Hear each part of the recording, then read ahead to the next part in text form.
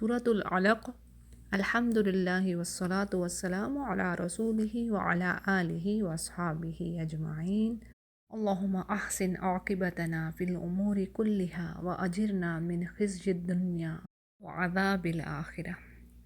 اللہ سے دعا ہے کہ اللہ تعالی ہماری عاقبت سنوارے اور ہمیں دنیا کی رسوائی سے اور آخرت کے عذاب سے بچائے، آمین یا رب۔ رب اشرح لی صدری ویسر لی امری واحلل عقدۃ من لسانی یفقہوا قولی۔ سورۃ العلق کو شروع کرتے ہیں۔ اعوذ باللہ من الشیطان الرجیم، بسم اللہ الرحمن الرحیم۔ سورۃ العلق کا نام دوسری آیت کے لفظ علقہ سے لیا گیا ہے، اور اس سورہ کی اہمیت میں یہ بات آتی ہے، یعنی امت کے عظیم علماء کی اکثریت اس بات پر متفق ہے کہ یہ سب سے پہلی وحی ہے جو رسول اللہ صلی اللہ علیہ وسلم پر نازل ہوئی۔ اور اس سورہ کے زمانہ نزول کے بارے میں تھوڑی سی ڈیٹیل کو دیکھتے ہیں۔ اس سورہ کے دو حصے ہیں۔ پہلا حصہ اقرا سے شروع ہو کر، یعنی لفظ اقرا سے شروع ہو کر 5ویں آیت تک چلتا ہے، اور پھر اس کے بعد دوسرا حصہ۔ اور یہ دوسرا حصہ اس وقت نازل ہوا جب آپ صلی اللہ علیہ وسلم نے حرم میں نماز پڑھنا شروع کی، اور ابو جہل نے دھمکیاں دے کر آپ کو اس سے روکنے کی کوشش کی۔ اور اسی سلسلے میں کئی احادیث حضرت عبداللہ بن عباس اور حضرت ابو ہریرہ رضی اللہ عنہما، ان دونوں سے مروی ہیں، جن میں ابو جہل کی ان بےہودیوں کے بارے میں ذکر آتا ہے۔ اسی طرح ابو ہریرہ رضی اللہ عنہ کا ایک بیان ہے کہ ابو جہل نے قریش کے لوگوں سے پوچھا کہ کیا محمد صلی اللہ علیہ وسلم تمہارے سامنے زمین پر اپنا چہرہ ٹکاتے ہیں؟ لوگوں نے کہا ہاں۔ تو اس نے کہا، لات اور عزیٰ کی قسم، اگر میں نے ان کو اس طرح نماز پڑھتے ہوئے دیکھ لیا تو ان کی گردن پر پاؤں رکھ دوں گا اور ان کا منہ زمین پر رگڑ دوں گا۔ پھر ایسا ہوا کہ حضور صلی اللہ علیہ وسلم کو نماز پڑھتے دیکھ کر وہ آگے بڑھا تاکہ آپ کی گردن پر پاؤں رکھے، مگر یکایک لوگوں نے دیکھا کہ وہ پیچھے ہٹ گیا اور اپنا منہ کسی چیز سے بچانے کی کوشش کر رہا ہے۔ تو اس سے جب پوچھا گیا کہ تجھے یہ کیا ہوا ہے، تو اس نے کہا، میرے اور ان کے درمیان آگ کی ایک خندق اور ہولناک چیز تھی اور کچھ پر تھے۔ اس پر رسول اللہ صلی اللہ علیہ وسلم نے فرمایا کہ اگر وہ میرے قریب پھٹکتا تو ملائکہ اس کے چیتھڑے اڑا دیتے۔ اس واقعہ کو احمد اور مسلم روایت کر رہے ہیں۔ تو جی یہ تھے کچھ بیک گراؤنڈ اس سورہ کے حوالے سے۔ تو اس کی پہلی آیت کو دیکھتے ہیں۔ اقرأ بسم ربک الذی خلق، یعنی پڑھ اپنے رب کے نام سے جس نے پیدا کیا۔ اور یہ سب سے پہلی وحی ہے جو نبی کریم صلی اللہ علیہ وسلم پر اس وقت آئی جب آپ غار حرا میں عبادت میں مصروف تھے۔ تو جبریل علیہ السلام آپ کے پاس آئے اور انہوں نے کہا کہ آپ پڑھیے اپنے رب کے نام سے۔ تو آپ نے فرمایا، میں تو پڑھا ہوا ہی نہیں۔ اس بات پر فرشتے نے آپ کو پکڑ کر زور سے بھینچا اور کہا، پڑھیے۔ آپ نے پھر وہی جواب دیا، اور اس طرح 3 مرتبہ اس نے آپ کو بھینچا۔ اور آگے بات ہے، خلق الانسان من علق، یعنی پڑھیے اس رب کے نام سے جس نے تمام کائنات کو پیدا کیا اور جس نے انسان کو پیدا کیا من علق، یعنی ایک لوتھڑے سے، جمے ہوئے خون سے۔ دیکھیں، کائنات کی عام تخلیق کا ذکر کرنے کے بعد انسان کی تخلیق کے بارے میں اللہ بتاتے ہیں۔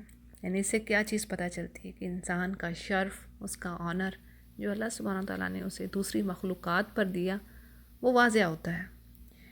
اور یہ پتہ چلتا ہے کہ اللہ تعالیٰ نے کس حقیر حالت سے انسان کی ابتدا کی، یعنی نطفہ، اور نطفہ کو جگہ جگہ اللہ سبحانہ تعالیٰ نے ایک حقیر پانی سے تشبیہ دی ہے۔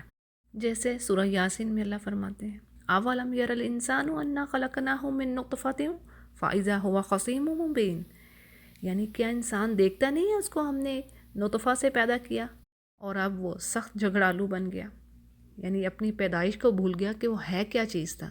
اللہ نے اس کو ذرے سے کمال تک پہنچایا اور آج اللہ ہی کے بارے میں جھگڑتا ہے۔ وَضَرَبَ لَنَا مَثَلًا وَنَسِیَ خَلْقَهُ، یعنی اللہ پر مثالیں ڈالتا ہے اور اپنی تخلیق کو بھولتا ہے اور کہتا ہے کہ کون میری ہڈیوں کو دوبارہ زندہ کرے گا۔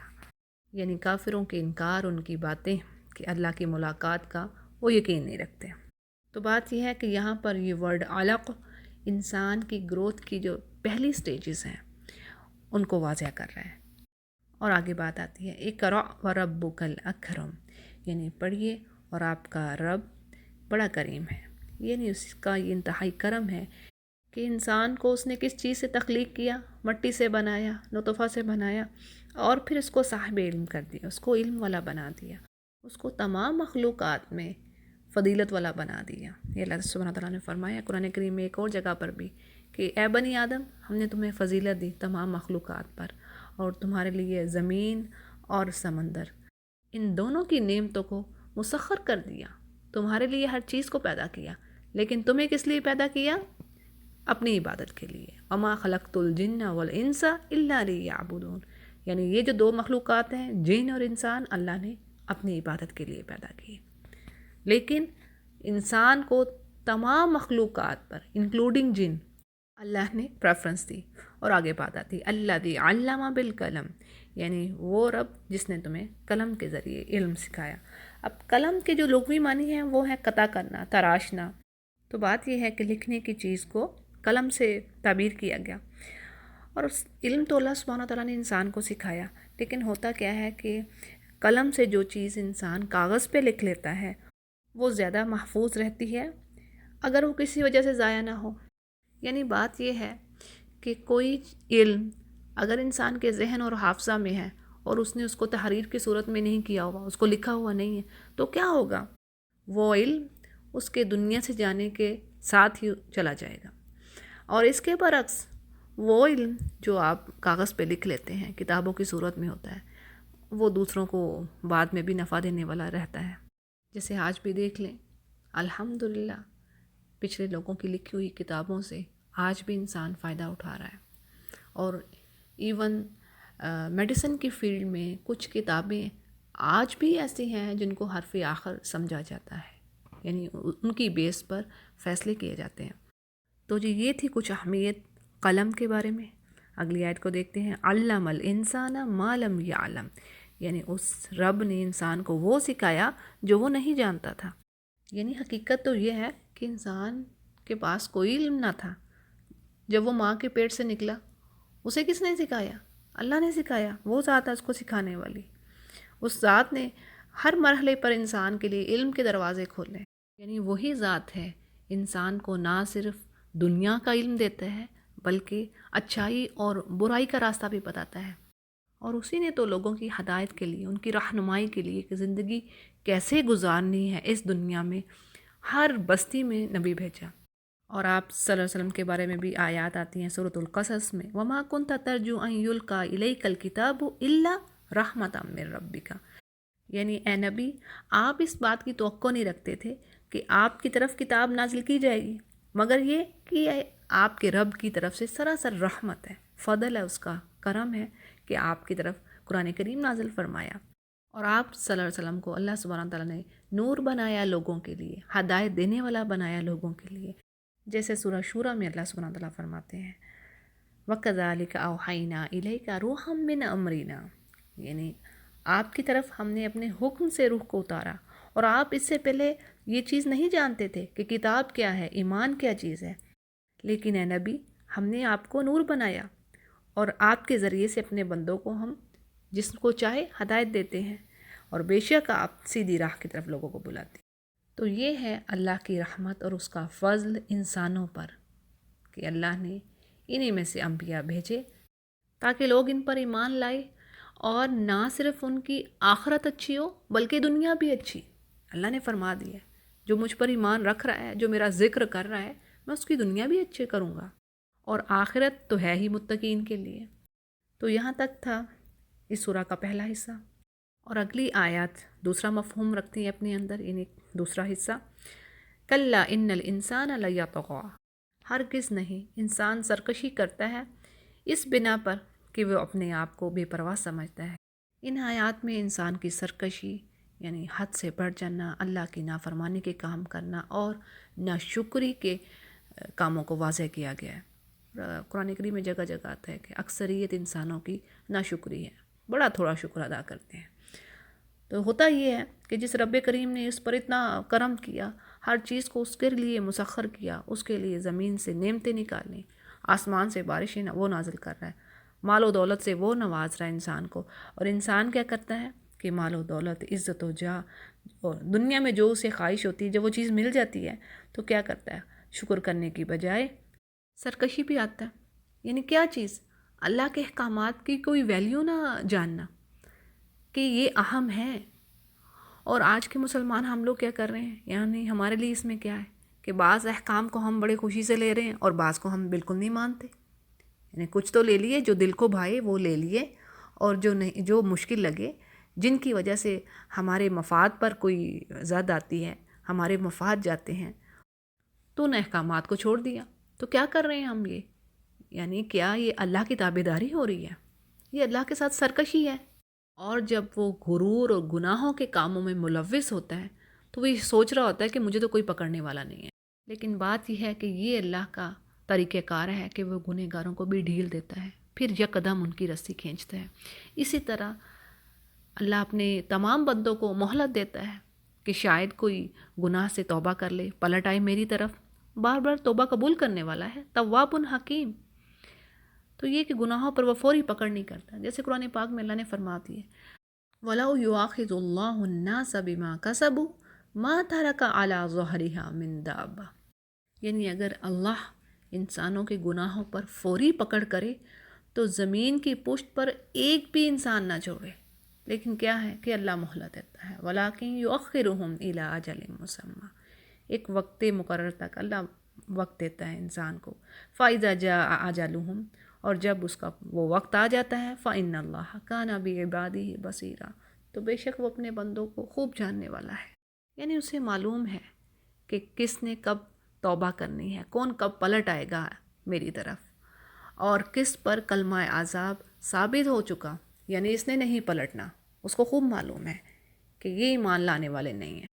اور آگے اللہ فرماتے ہیں اِنَّ إِلَىٰ رَبِّكَ الرُّجْعَىٰ، یعنی بے شک انسانوں کا پلٹنا تیرے رب کی طرف ہی ہے۔ اور آگے بات آتی ہے أَرَأَيْتَ الَّذِي يَنْهَىٰ، یعنی کہ آپ نے اس شخص کو دیکھا جو میرے بندے کو روکتا ہے، عَبْدًا إِذَا صَلَّىٰ، جبکہ میرا بندہ نماز ادا کرتا ہے۔ ان آیات کی ڈیٹیل میں بات یوں ہے کہ بندے سے مراد خود رسول اللہ صلی اللہ علیہ وسلم کی ذات ہے، اور جو روکنے والا ہے وہ مفسرین کے نزدیک ابو جہل ہے، جو اسلام کا شدید دشمن تھا۔ اور ان آیات کے نزول کے بارے میں ہم پڑھ چکے، یعنی یہ تب نازل ہوئیں جب آپ صلی اللہ علیہ وسلم نے حرم میں اس طریقے پر نماز ادا کرنی شروع کی جو اللہ نے آپ کو طریقہ سکھلایا تھا، اور یہی وہ چیز تھی جسے دیکھ کر قریش نے پہلی مرتبہ یہ بات محسوس کی کہ آپ صلی اللہ علیہ وسلم کسی نئے دین کے ماننے والے ہو گئے۔ اور اس وقت ایسا تھا کہ دوسرے لوگ تو آپ کو حیرت کی نگاہ سے دیکھ رہے تھے، لیکن ابو جہل نے آپ کو دھمکانا شروع کر دیا کہ اس طریقے پر حرم میں عبادت نہ کریں۔ اور اسی سلسلے میں ابن عباس رضی اللہ عنہ کی ایک اور روایت ہے کہ رسول اللہ صلی اللہ علیہ وسلم جب مقام ابراہیم پر نماز پڑھ رہے تھے تو ابو جہل کا ادھر سے گزر ہوا، اس نے کہا کہ محمد، میں نے آپ کو منع نہیں کیا تھا اس بات سے، اور اس نے آپ کو دھمکیاں دینی شروع کر دی۔ جواب میں رسول اللہ صلی اللہ علیہ وسلم نے اس کو سختی سے جھڑک دیا، اور اس پر اس نے کہا کہ اے محمد، تم کس بات پر مجھے ڈراتے ہو، اور خدا کی قسم اس وادی میں میرے حمایتی سب سے زیادہ ہے۔ اس واقعہ کو احمد اور ترمذی روایت کر رہے ہیں۔ اور اسی سے ریلیٹڈ ایک اور واقعہ سورہ کی بگننگ میں ہم پڑھ چکے، تو آگے بات آتی ہے أَرَأَيْتَ إِن كَانَ عَلَى الْهُدَىٰ، یعنی بھلا بتاؤ تو اگر وہ ہدایت پر ہو، یعنی جس کو یہ نماز پڑھنے سے روک رہا ہے وہ تو ہدایت پر ہے، نبی کریم صلی اللہ علیہ وسلم کی ذات، او امر بالتقویٰ، یا پھر وہ پرہیزگاری کا حکم دیتے ہوں، یعنی لوگوں کو اخلاص، توحید اور عمل صالح کی تعلیم دیتے ہوں جس سے انسان جہنم کی آگ سے بچ سکتا ہے، یعنی وہ ذات تو ایسی ہے جو دوسروں کو روشنی دینے والی ہے، نور کی طرف لے کے آنے والی ہے۔ تو بھلا یہ چیزیں، یعنی نماز پڑھنا، تقویٰ کی تعلیم دینا، لوگوں کو ہدایت کی طرف لانا، کیا ایسی باتیں ہیں کہ ان کی مخالفت کی جائے؟ اور آگے بات آتی ہے أَرَأَيْتَ إِن كَذَّبَ وَتَوَلَّىٰ، بھلا دیکھو تو اگر یہ جھٹلاتا ہے اور منہ پھیرتا ہے، أَلَمْ يَعْلَمْ بِأَنَّ اللَّهَ يَرَىٰ، تو کیا یہ جانتا نہیں کہ اللہ اسے خوب دیکھ رہا ہے؟ یعنی یہ جو ابو جہل اللہ کے پیغمبر کو جھٹلا رہا ہے اور منہ موڑ رہا ہے، تو کیا یہ جانتا نہیں کہ اس کے اوپر کوئی ذات ہے جو اس پر پکڑ رکھنے والی ہے؟ اور آگے بات آتی ہے كَلَّا لَئِن لَّمْ يَنْتَهِ لَنَسْفَعًا بِالنَّاصِيَةِ، یعنی اگر یہ باز نہ آیا تو ہم اس کی پیشانی کے بال پکڑ کر گھسیٹیں گے، یعنی اگر یہ نبی کی مخالفت اور دشمنی سے باز نہ آیا تو اس کا انجام ایسا ہوگا۔ جیسے کہ حدیث میں آتا ہے کہ ابو جہل نے کہا تھا کہ اگر محمد صلی اللہ علیہ وسلم کعبہ کے پاس نماز پڑھنے سے باز نہ آئے تو میں ان کی گردن پر پاؤں رکھوں گا، یعنی انہیں رون دوں گا۔ اور نبی کریم صلی اللہ علیہ وسلم کو یہ بات پہنچی تو آپ نے فرمایا اگر وہ ایسا کرتا تو فرشتے اسے پکڑ لیتے۔ اور اسی طرح ایک اور جگہ پر آتا ہے کہ فرشتے اس کی بوٹی بوٹی نوچ لیتے۔ صحیح بخاری اس کو روایت کر رہے ہیں۔ اور اگلی آیت میں آتا ہے ناصیۃ کاذبۃ خاطیہ، یعنی ایسی پیشانی جو جھوٹی اور خطا کار ہے، یعنی اس سے مراد پیشانی والا شخص ابو جہل۔ اور آگے اللہ فرماتے ہیں فَلْيَدْعُ نَادِيَهُ، یعنی یہ اپنے حمایتیوں کو بلا لے، سَنَدْعُ الزَّبَانِيَّ، تو ہم بھی اپنے دوزخ کے سپاہیوں کو بلائیں گے۔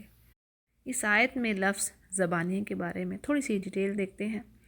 یہ لفظ عرب کلام میں پولیس کے لیے استعمال کیا جاتا ہے، اور زبان کے اصلی معنی جو ہیں وہ ہوتے ہیں دھکا دینے کے، یعنی جیسے بادشاہوں کے ہاں جو ان کے گارڈ ہوتے وہ اس غرض کے لیے ہوتے کہ جن پر بادشاہ ناراض ہو ان کو وہ دھکے دے کر باہر نکالیں۔